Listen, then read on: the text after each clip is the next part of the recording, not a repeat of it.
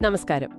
ഇന്ന് നമ്മൾ മോർഗൻ ഹൗസിലിന്റെ ദ സൈക്കോളജി ഓഫ് മണി എന്ന പുസ്തകത്തെക്കുറിച്ചാണ് സംസാരിക്കുന്നത്. കൂടുതൽ വ്യക്തമായി പറഞ്ഞാൽ അതിന്റെ ഒരു മലയാളം സംഗ്രഹ വിശകലനം. അതെ, ഇത് ശരിക്കും പണം എങ്ങനെ വർക്ക് ചെയ്യുന്നു എന്നതിനേക്കാൾ പണത്തെക്കുറിച്ച് നമ്മൾ എങ്ങനെ ചിന്തിക്കുന്നു, പെരുമാറുന്നു എന്നതിലാണ് ഫോക്കസ് ചെയ്യുന്നത്. കറക്റ്റ്. നമ്മുടെ സാമ്പത്തിക തീരുമാനങ്ങൾക്ക് പിന്നിലെ മനഃശാസ്ത്രത്തിലേക്ക് അല്ലേ, അതൊന്ന് ആഴത്തിൽ പരിശോധിക്കാം. തീർച്ചയായും. കാരണം പലപ്പോഴും സാമ്പത്തിക വിജയം കണക്ക് കൂട്ടുന്നതിലല്ല, നമ്മുടെ വികാരങ്ങൾ, ഭയം, ആഗ്രഹം, ഈഗോ ഇതൊക്കെ എങ്ങനെ നമ്മുടെ തീരുമാനങ്ങളെ സ്വാധീനിക്കുന്നു എന്ന് മനസ്സിലാക്കുന്നതിലാണ്. അപ്പോ പണം കണക്കല്ല, മനസ്സിന്റെ കളിയാണ് എന്നാ ഒരു ഐഡിയ. അതേ ആശയം തന്നെ. അപ്പോ ആ പ്രധാന ആശയത്തിൽ നിന്ന് തന്നെ തുടങ്ങിയാലോ?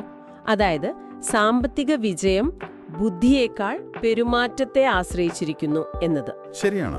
ഒരു ഉദാഹരണം പറഞ്ഞാൽ, ഇപ്പോ രാഹുൽ എന്നൊരാൾ മാസം 1,00,000 രൂപ ശമ്പളം, പക്ഷെ മാസാവസാനം കയ്യിലൊന്നുമില്ല. മറ്റൊരാൾ അരുൺ, വരുമാനം ഒരു 30,000 ഒക്കെ ഉള്ളൂ, പക്ഷെ എല്ലാ മാസവും ഒരു 5,000 രൂപ സ്ഥിരമായിട്ട് മാറ്റിവെക്കുന്നുണ്ട്. ഒരു 10 വർഷം കഴിഞ്ഞാൽ ആരായിരിക്കും മുന്നിൽ? ഉറപ്പായും അരുണായിരിക്കും, അല്ലേ? അതെ. കുറഞ്ഞ വരുമാനമാണെങ്കിലും അരുണിന്റെ കയ്യിലായിരിക്കും കൂടുതൽ പണമുണ്ടാകാം. ഇതാണ് ശരിക്കും പണത്തിന്റെ മനഃശാസ്ത്രം എന്ന് പറയുന്നത്. കറക്റ്റ്. ഇത് കാണിക്കുന്നത് വരുമാനത്തിന്റെ വലിപ്പമല്ല, സ്ഥിരമായ ശീലങ്ങൾക്കാണ് കൂടുതൽ ശക്തിയെന്നാണ് പണത്തോടുള്ളൊരു മനഃശാസ്ത്രപരമായ സമീപനം. ഇനി ഹൗസൽ പറയുന്ന ചില പ്രധാന പാഠങ്ങളിലേക്ക് കടക്കാം. ആദ്യത്തേത് ഭാഗ്യവും അപകടസാധ്യതയും, ലക്ക് ആൻഡ് റിസ്ക്.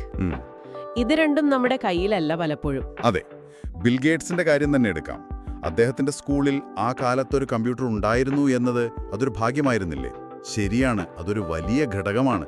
ഇതുപോലെ നമ്മുടെയൊക്കെ വിജയങ്ങൾക്ക് പിന്നിലും ഒരുപക്ഷെ നമ്മൾ ശ്രദ്ധിക്കാത്ത ഭാഗ്യമോ അല്ലെങ്കിൽ ഒഴിവാക്കാൻ പറ്റിയ അപകടങ്ങളൊക്കെ ഉണ്ടാവാം. ഇത് തിരിച്ചറിയുന്നത് നല്ലതാണ്, വിജയത്തിൽ ഒരുപാട് അഹങ്കരിക്കാതിരിക്കാനും. അതെ, അതുപോലെ പരാജയപ്പെട്ടവരെ പെട്ടെന്ന് വിധിക്കാതിരിക്കാനും. കാരണം നമുക്കറിയാത്ത പല ഘടകങ്ങളും ഉണ്ടാവാം. അടുത്ത പോയിന്റ്, യഥാർത്ഥ സമ്പത്ത് അത് പുറമേക്ക് കാണുന്ന ഒന്നല്ല എന്ന്.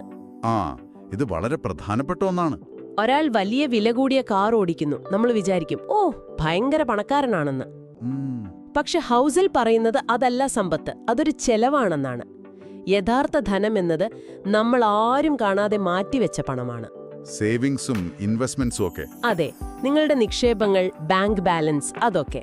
ഈ സോഷ്യൽ മീഡിയയുടെ കാലത്ത് പ്രത്യേകിച്ചും മറ്റുള്ളവരെ കാണിക്കാൻ വേണ്ടി ജീവിക്കുന്നൊരു പ്രവണതയുണ്ടല്ലോ. ശരിയാണ്. പക്ഷേ യഥാർത്ഥ സാമ്പത്തിക സുരക്ഷ എന്നത് ശരിക്കും പറഞ്ഞാൽ അത് പുറത്തു കാണുന്ന ഒന്നല്ല, അത് ക്ഷമയോടെ ദീർഘവീക്ഷണത്തോടെ ഉണ്ടാക്കുന്നതാണ്. ധനികനായി തോന്നുന്നതും ശരിക്കും ആയിരിക്കുന്നതും തമ്മിലൊരു വലിയ വ്യത്യാസമുണ്ട്. അതുപോലെ പ്രധാനപ്പെട്ട മറ്റൊന്നാണ് കൂട്ടുപലിശയുടെ ശക്തി, ദ പവർ ഓഫ് കമ്പൗണ്ടിംഗ്. അത്ഭുതകരമായ ഒന്നാണത്. നിങ്ങളുടെ പലിശയ്ക്കും വീണ്ടും പലിശ കിട്ടുന്നത്. വാറൻ ബഫറ്റിന്റെ കാര്യം നോക്കൂ. അദ്ദേഹത്തിന്റെ സമ്പത്തിന്റെ ഏതാണ്ട് 97% വന്നത് 65 വയസ്സിന് ശേഷമാണ്. അത് കേൾക്കുമ്പോൾ വിശ്വസിക്കാൻ പ്രയാസം തോന്നും. പക്ഷേ കാരണം സിമ്പിളാണ്. എന്താണ്? അദ്ദേഹം വളരെ ചെറുപ്പത്തിലേ തുടങ്ങി പതിറ്റാണ്ടുകളോളം ക്ഷമയോടെ കാത്തിരുന്നു. ആ കൂട്ടുപലിശ അതിന്റെ പണി ചെയ്തുകൊണ്ടേയിരുന്നു. അപ്പോ സമയം, ക്ഷമ, സ്ഥിരത. അതെ, ഇത് പെട്ടെന്ന് പണക്കാരനാകാനുള്ള വഴിയല്ല. ഇതൊരു മാരത്തോൺ ഓട്ടം പോലെയാണ്. സ്ഥിരതയോടെ ഓടുന്നവർക്കേ ഫിനിഷ് ചെയ്യാൻ പറ്റൂ. പലർക്കും ആ ക്ഷമയാണില്ലാത്തത്. കറക്റ്റ്. ഇനി ഹൗസിൽ പറയുന്ന വേറൊരു കാര്യം മതി എന്ന് തിരിച്ചറിയുന്നതിനെക്കുറിച്ചാണ്. ഇനഫ്, അതൊരു വലിയ സ്വാതന്ത്ര്യമാണെന്ന്. ഇത് വളരെ ആഴത്തിലുള്ളൊരു പോയിന്റാണ്. ഒരുപാട് പണമുണ്ടാക്കിയിട്ടും ഇനിയും വേണം എന്ന ആർത്തിയിൽ വലിയ റിസ്ക് എടുത്ത് എല്ലാം നഷ്ടപ്പെടുത്തിയ ഒരു ഹെഡ്ജ് ഫണ്ട് മാനേജറുടെ കഥയുണ്ട് പുസ്തകത്തിൽ. ഇത് ഓർമ്മിപ്പിക്കുന്നത് എപ്പോഴും കൂടുതൽ നേടാനുള്ള ആ ഓട്ടം അത് ചിലപ്പോൾ നമ്മളെ അപകടത്തിലാക്കും എന്നാണ്. ശരിയാണ്. അവിടെ പണം മാത്രമല്ല നഷ്ടപ്പെടുന്നത്, മതിയെന്ന് തിരിച്ചറിയാതെ ഓടുമ്പോൾ നമ്മുടെ സമയം, സമാധാനം, ചിലപ്പോൾ ബന്ധങ്ങൾ പോലും. അതെ, എവിടെ നിർത്തണമെന്ന് അറിയുന്നതൊരു കഴിവാണ്. നമ്മുടെ ലക്ഷ്യങ്ങൾ എന്താണ്, ജീവിതത്തിൽ എന്താണ് പ്രധാനം എന്നൊക്കെ ചിന്തിക്കുന്നത് അത് ഇതിന്റെ ഭാഗമാണ്. അപ്പോ ഈ ചർച്ചയിൽ നിന്ന് നിങ്ങൾ ഓർത്തുവെക്കേണ്ട ചില കാര്യങ്ങൾ ചുരുക്കി പറഞ്ഞാൽ, ഒന്നാമതായി സമ്പാദിക്കാൻ തുടങ്ങുക. അതിനിപ്പോ വലിയ ലക്ഷ്യമൊന്നുമില്ലെങ്കിലും കുഴപ്പമില്ല. പിന്നെ പണത്തിന്റെ കാര്യത്തിൽ എപ്പോഴും ഭയങ്കര ലോജിക്കലാകണമെന്നില്ല. കുറച്ച് പ്രായോഗികമായി ചിന്തിച്ചാൽ മതി. അതെ, റിയലിസ്റ്റിക് ആയിരിക്കുക. ചെറിയ ചെലവില്ലാത്ത കാര്യങ്ങളിൽ സന്തോഷം കണ്ടെത്താൻ പഠിക്കുക. പിന്നെ ഏറ്റവും പ്രധാനമായിട്ട് മറ്റുള്ളവരുമായി നിങ്ങളെ താരതമ്യം ചെയ്യാതിരിക്കുക. ഓരോരുത്തരുടെയും സാമ്പത്തിക യാത്ര വ്യത്യസ്തമാണ്. വളരെ ശരിയാണ്. സാമ്പത്തിക വിജയം എന്നത് ശരിക്കും പറഞ്ഞാൽ അക്കങ്ങൾ മാത്രമല്ല. അത് നമ്മുടെ സ്വയം നിയന്ത്രണം, ദീർഘകാല കാഴ്ചപ്പാട്, ക്ഷമ, ഇതിൻ്റെ ഒക്കെ ഒരു ആകത്തുകയാണ്. പണത്തോടുള്ള നമ്മുടെ മനഃശാസ്ത്രം അത് മെച്ചപ്പെടുത്തുന്നത് നല്ല തീരുമാനങ്ങൾ എടുക്കാൻ സഹായിക്കും. തീർച്ചയാണ്.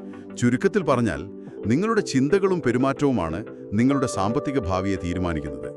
ഓർക്കുക, പണമുണ്ടാക്കാൻ വെറുതെ കഷ്ടപ്പെട്ടാൽ മാത്രം പോരാ, മനസ്സിനെയും അതിനുവേണ്ടി പരിശീലിപ്പിക്കണം. അതെ. അപ്പോൾ ഈ ചർച്ച ഇവിടെ അവസാനിപ്പിക്കുമ്പോൾ കേൾക്കുന്ന നിങ്ങൾക്ക് സ്വയം ചോദിക്കാൻ ഒരു ചോദ്യം: സാമ്പത്തിക തീരുമാനങ്ങൾ ഇത്രയധികം നമ്മുടെ പെരുമാറ്റത്തെയും ചിന്തകളെയും ഒക്കെ ആശ്രയിച്ചിരിക്കുന്നു എങ്കിൽ നിങ്ങളുടെ പണവുമായുള്ള ബന്ധത്തെ ഒരുപക്ഷെ നിങ്ങൾ അറിയാതെ സ്വാധീനിക്കുന്ന ഏതെങ്കിലും ഒരു ചിന്താഗതിയോ ഒരു വൈകാരിക പ്രതികരണമോ നിങ്ങൾക്കുണ്ടോ? നല്ല ചോദ്യമാണ്. ഒരുപക്ഷേ അതിനെ ഒന്ന് തിരിച്ചറിയുന്നത് തന്നെയാവാം നിങ്ങളുടെ സാമ്പത്തിക ഭാവിയിലേക്കുള്ള ആദ്യത്തെ ഏറ്റവും പ്രധാനപ്പെട്ട ചുവടുവെപ്പ്.